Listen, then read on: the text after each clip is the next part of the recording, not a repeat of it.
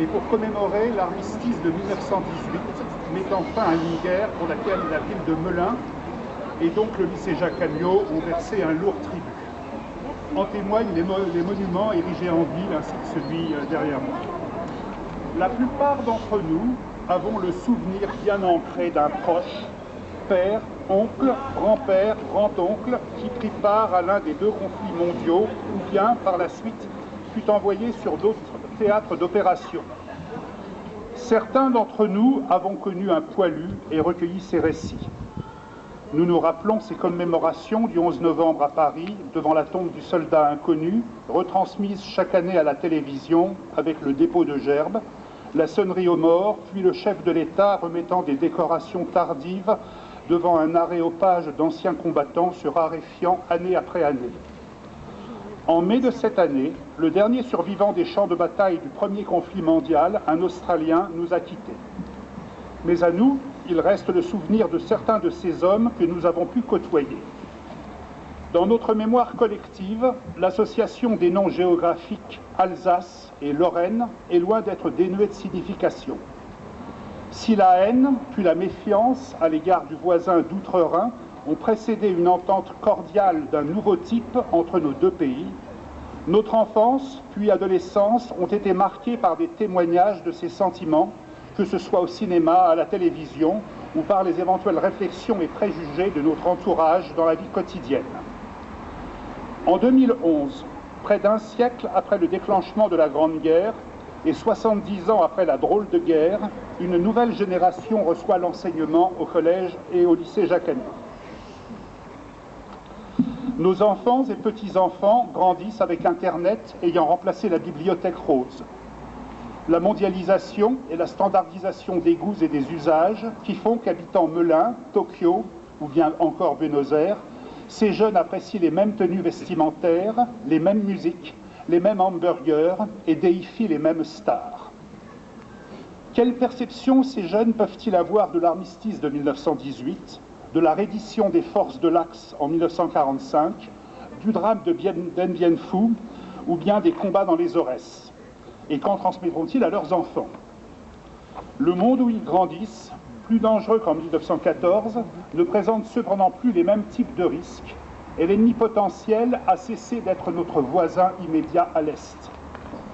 La Grande Guerre, où fut sacrifiée une grande partie des éléments de la jeunesse d'alors, avant même qu'il n'ait eu le temps de fonder une famille, devait être la der des der.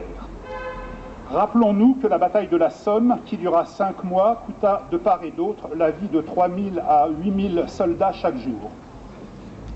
Soldats dont on attendait d'eux qu'ils aient le temps de tuer avant de se faire tuer. Cependant, les conditions imposées aux vaincus, consécutives de la paix de 1918, étaient porteuses des germes du conflit suivant. L'instigateur allemand avait des projets génocidaires bien définis, faits sans précédent en Occident, et ses deux principaux alliés, des vues impérialistes brutales, basées sur le concept de supériorité raciale et culturelle. L'immense sacrifice imposé aux générations qui nous ont immédiatement précédés nous a conduit à comprendre que le rapprochement franco-allemand, ainsi qu'une union économique européenne, contribuerait à faire de notre vieux continent un espace privilégié.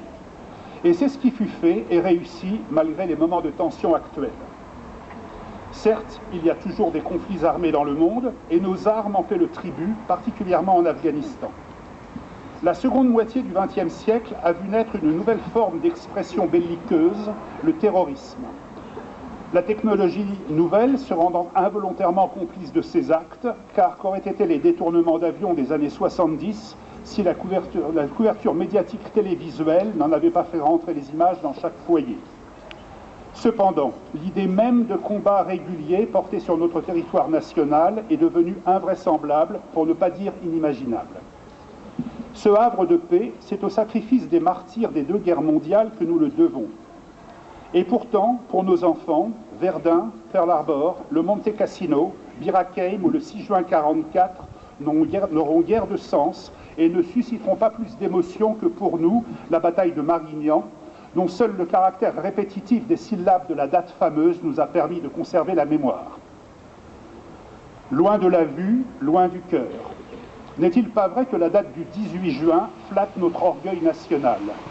Nous voulons cependant ignorer qu'un autre 18 juin, près de 125 ans avant l'intervention radiophonique d'un général méconnu depuis un studio de la BBC, les alentours d'un petit village belge apparurent morne plaine aux survivants d'une bataille qui sonnait également le glas de la carrière du petit caporal, trop connu. Je veux bien sûr parler de Waterloo. Il reste tout de même la dérision pour dire que les Anglais sont bizarres puisqu'ils donnent des noms de défaites militaires à des lieux publics de leur capitale. Notre mémoire collective s'estompe ou bien est très sélective. J'ai ainsi le souvenir d'une plaque de marbre gravée apposée sur l'un des murs de la gare de l'Est à Paris. Hommage rendu aux cheminots qui, en 1945, conduisirent les convois ferroviaires ramenant en France les survivants des camps de la mort.